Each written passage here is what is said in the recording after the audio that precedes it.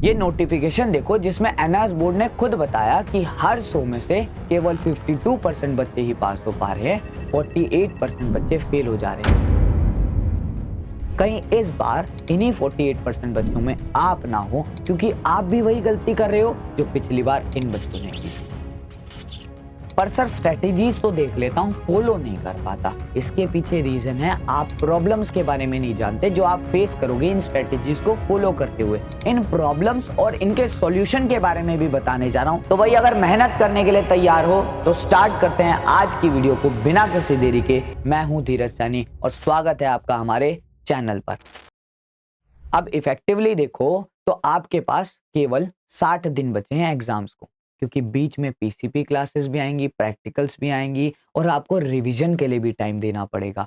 तो इन 60 दिनों में ऐसा क्या करें ताकि आप बन जाए जीरो से हीरो, वही बताने जा रहा हूं इस वीडियो में। पर ये ध्यान रखना, सिर्फ स्ट्रेटेजी से नहीं, उसके साथ में चाहिए होगा आपको मोटिवेशन और आपको करनी होगी ढेर सारी मेहनत। सर स्ट्रेटजी क्या है? स्ट्रेटजी का नाम है भाई स्किपर। स्किपर का मतलब है एस फॉर सिलेबस अंडरस्टैंडिंग, की सबसे पहले आप सिलेबस के बारे में समझो कि आपको क्या चीज पढ़ना है, क्या नहीं पढ़ना है। नेक्स्ट चीज आती है knowing questions type and weightage, मतलब आप ये समझो कि इनसे क्वेश्चंस किस तरह से आएंगे और कौन से चैप्टर से ज्यादा वेटेज वाले क्वेश्चन आते हैं, कौन से चैप्टर से किस तरह के क्वेश्चन आते हैं, क्योंकि स्पेसिफिक चैप्टर्स के हिसाब से भी अलग अलग टाइप के क्वेश्चंस आते हैं। थर्ड पॉइंट आता है आपका eye for in depth chapter understanding, आपको चैप्टर्स को समझना है और पूरी डेप्थ में समझना है। देन आता है P for practicing question and last आता है आर फॉर रिविजन। बनिए अपनी स्ट्रेटजी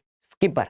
सर पर ये करेंगे कैसे? ये सारे स्टेप्स फॉलो ही तो नहीं होते। इसी के लिए बताता हूं आपको पहले स्टेप से। सर सिलेबस की अंडरस्टैंडिंग का मतलब क्या है, ये कर कैसे सकते हैं? इसके लिए एक बहुत इजी सी चीज बताता हूं, वो है एआई। एआई की हेल्प से देखो, मैंने खुद आपके लिए एक सिलेबस को पूरे को एनालाइज करके बताया। मैंने पूरा का पूरा आपका बायोलॉजी अक्टूबर 2025 वाला पेपर लिया और मैंने एआई को बोल दिया कि सर मैंने ये फोटो दे दी, आप क्या करो एनालाइज कर दो इस क्वेश्चन पेपर को और मुझे प्रॉपर टैली बता दो कि हर एक चैप्टर में से क्वेश्चन कितने आ रहे हैं और किस तरह के आ रहे हैं, ताकि मैं ये समझ सकूं कौन से पार्ट पे ज्यादा मेहनत करनी है और कौन से पार्ट पे नहीं करनी। और बताओ भाई, इसने बता भी दिया कि सर मॉड्यूल नंबर 1 ये है और इसने चैप्टर्स भी नहीं, उसके प्रॉपर टॉपिक्स के बारे में बताया कि क्लासिफिकेशन क्यों करते हैं उसके बारे में बताना है सर, मोनेरा क्या होता है उसके बारे में बताना है, एव्स मतलब जो बर्ड्स होती हैं उनके बारे में क्वेश्चन आया हुआ है, और इसी के साथ में आर्थ्रोपोडा मतलब इंसेक्ट्स के ऊपर क्वेश्चन आया हुआ है। देखो क्वेश्चन नंबर भी मार्क कर दिया कि 30 और 32 नंबर क्वेश्चन आपका आया हुआ है।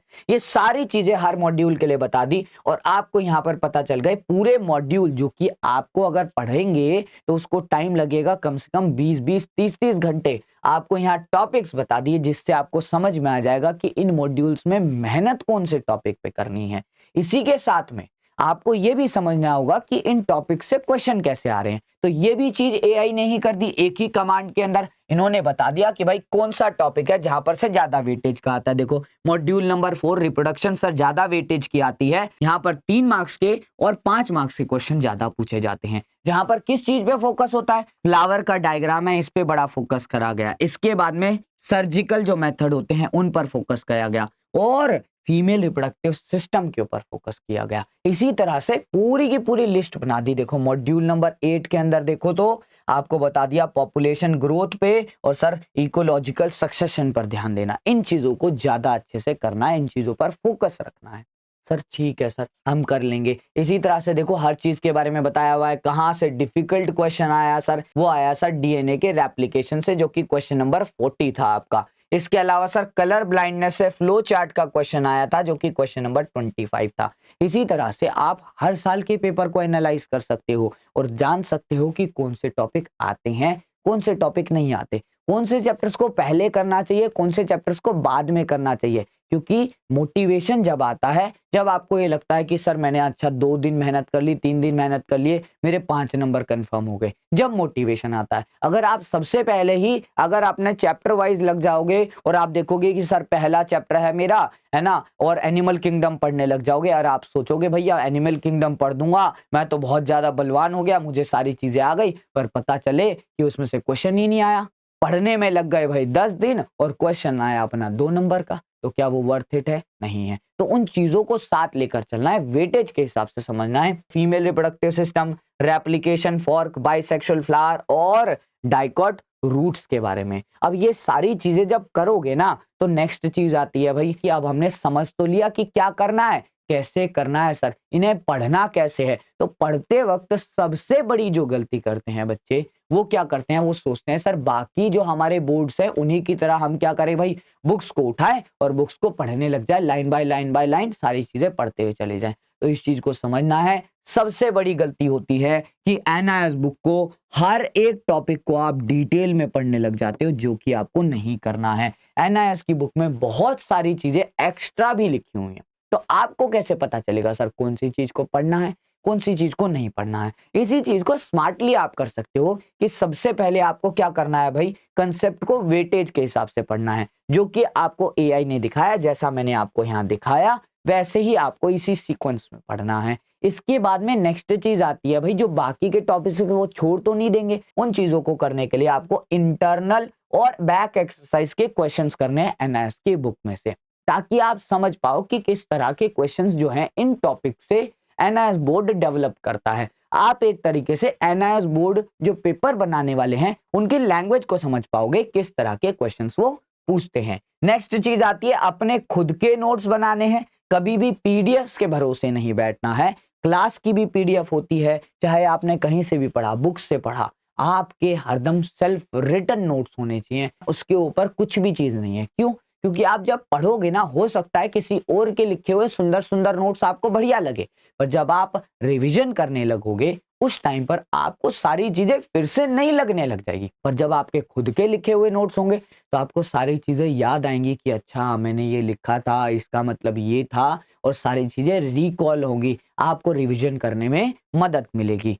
लास्ट चीज आती है कि ये सब चीजें करने के बाद में क्वेश्चन भी करना है, जो कि आता है अपना फोर्थ स्टेप स्ट्रेटेजी का। अब सर प्रैक्टिस करनी है तो कौन से क्वेश्चन प्रैक्टिस करने हैं? हम क्या सारे कर दे सर, गूगल पे डालते हैं? हमने कर लिया सर मोनेरा, प्रोटिस्टा, फंजाई, और इसके सर पूरे के पूरे गूगल में लाखों क्वेश्चन आ जाएंगे। सर क्या लाखों करते रहेंगे? नहीं, आपको करने हैं सिलेक्टेड क्वेश्चन। अब इसके लिए मैंने दो कैटेगरी बनाई। या तो आप क्या कर सकते हो भाई, एनआईओएस का जो इंटेक्स्ट क्वेश्चन है, मतलब सबसे पहले आपने क्या करा भाई, इंटेक्स्ट बुक के जो क्वेश्चन है वो करे। उसके बाद में सर चैप्टर खत्म होने के बाद में यहाँ पर आपको दिया हुआ है एनआईएस के एक्सरसाइज का क्वेश्चन, मतलब चैप्टर खत्म होने के बाद में लास्ट में कुछ प्रैक्टिस क्वेश्चंस दिए हुए हैं वो करोगे। उसके बाद में करोगे आप previous year questions. Chapter wise करने के लिए आप क्या कर सकते हो भाई, एआई को ही बोल सकते हो कि ये रहा क्वेश्चन पेपर, इनमें से सिलेक्ट करके बता दो कि इस वाले चैप्टर के कौन से हैं। आप चैप्टर डालोगे, चैप्टर का नाम बताओगे, वो पूरे पेपर में से छांट के निकाल देगा कि ये रहे भाई इस साल के क्वेश्चन। तो आपका काम हो जाएगा। बहुत सारे बच्चे प्रीवियस ईयर क्वेश्चन कर ही नहीं पाते, क्योंकि वो देख के घबरा जाते हैं। उन्होंने एक चैप्टर किया पर क्वेश्चन आ रहे हैं 19 चैप्टर के, 19 चैप्टर में से कौन सा चैप्टर का है कौन सा नहीं है उसे समझ नहीं आता और वो घबरा के छोड़ देता है। तो एआई पे छोड़ दो ये सारी चीजें, आप उसको पेपर दो और बोल दो भैया कि इसमें से सिलेक्ट करके बता दो कि मेरा रिप्रोडक्शन इन फ्लावर वाला कौन सा चैप्टर है, तो वो सारे के सारे उस चैप्टर के क्वेश्चंस निकाल के दे देगा। ये चीज हो गई, काम हो गया, फिनिश। अब सर अगर आप इतनी सारी चीजों को करोगे तो भी आप देखोगे तो इसमें बन जाएंगे आपके हर एक चैप्टर के करीब करीब 200 क्वेश्चन।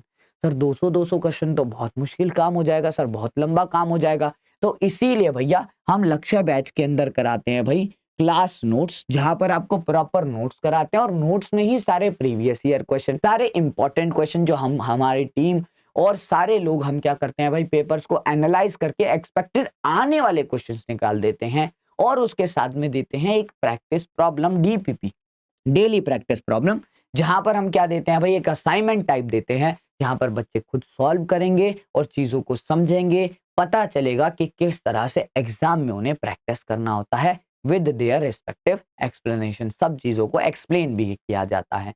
सर अब ये सारी चीजें तो हो गई, मैं स्ट्रेटजी तो समझ गया सर, चैलेंजेस बहुत सारे आते हैं हमारे पास में, हम ये सारी चीजें फॉलो तो करने की कोशिश करते हैं, पर बीच बीच में से कुछ ना कुछ हमारा मिस हो जाता है। किस वजह से? हम कोई काम करते हैं, हम अपनी फैमिली का ध्यान रख रहे हैं, या फिर हम स्पोर्ट्स खेलते हैं, या फिर हम कहीं ना कहीं कोई मेडिकल प्रॉब्लम है जिसकी वजह से बहुत ज्यादा टाइम नहीं दे पाते। सर टाइम मैनेजमेंट की प्रॉब्लम आती है, या तो पढ़ाई कर लो या तो फैमिली के पास में टाइम दे दो, कुछ ना कुछ सर अटक जाता है और हमें क्या होता है भाई, इसी वजह से लॉन्ग टर्म तक मेहनत करने में दिक्कत होती है। और यही कारण है कि बच्चे 1 डेढ़ हफ्ते तक कोई स्ट्रेटेजी फॉलो करते हैं और बाद में सब तहस नहस हो जाता है, क्योंकि इन सब चीजों के बारे में बात ही नहीं करते। और सर पीसीपी क्लासेस भी आएंगी अब, तो पीसीपी क्लासेस में आपको जाना होगा तो वहां पर भी आपका टाइम लगेगा, बीच में प्रैक्टिकल भी आएगा, और सर हार्ड कंसेप्ट भी तो होंगे। सारी चीजें इजी थोड़ा है कि मैंने एक बार समझी और सारी की सारी समझ में आ गई, नहीं सर, उसमें भी टाइम लगेगा। तो इसी वजह से हम लेकर आए आपके लिए एक सॉल्यूशन। एक हैप्पी स्टूडेंट कैसा दिखाई देगा? हैप्पी स्टूडेंट जब दिखाई देगा जब उसको मिल रही होगी लाइव क्लासेस, जहां पर सारी चीजें उसे आसान करके समझा दी जाए, वो किसी भी टॉपिक में समझने में डिफिकल्टी फेस ना करे, उसे सारी चीजें समझ में आ रही हों। सेकेंड चीज, टाइम से सिलेबस कंप्लीट हो जाए,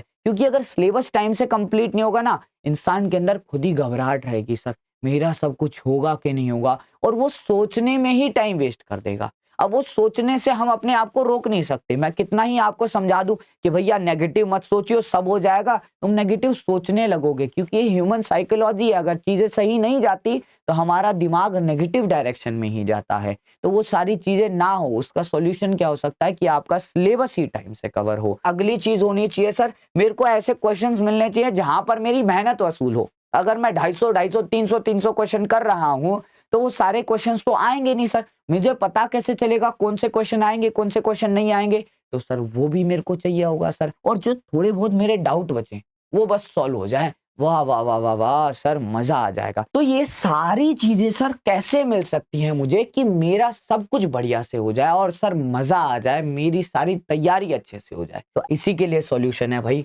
मनीष वर्मा क्लासेस ऐप पर चल रहा लक्ष्य बैच, जहां पर आपको बेहतरीन तरीके से सारे कंसेप्ट को लाइव में पढ़ाया जाएगा। सारी क्लासेस की डीपीपी मिलेगी ताकि आप उन चीजों को जो आपने समझा उनको प्रैक्टिस कर सको। क्लासेस के नोट्स मिलेंगे। अगर आप कोई चीजों में दिक्कत फेस कर रहे हैं समझने में, तो आपको क्या मिला जाएगा भाई, इंटरेक्शन मिला जाएगा, जहां पर आप लाइव डाउट पूछ सकते हो अपने, जो भी चीजों के आपके डाउट आए। और इसी के साथ में आपको रिकॉर्डेड सेशन भी दिया जाएगा, ताकि अगर आप कोई चीजें रिवाइज करना चाहते हो और आपको नोट्स में से समझ नहीं आए तो आप रिवाइज भी कर सकते हो। और साथ ही साथ वीकेंड्स को डाउट सेशन होगा, जहां पर आपको बताया जाता है कि आप क्या चीजों में वीक हो, क्या चीजों में स्ट्रांग हो, या कोई भी प्रॉब्लम आ रही है तो उन सब चीजों को सॉल्व किया जाता है।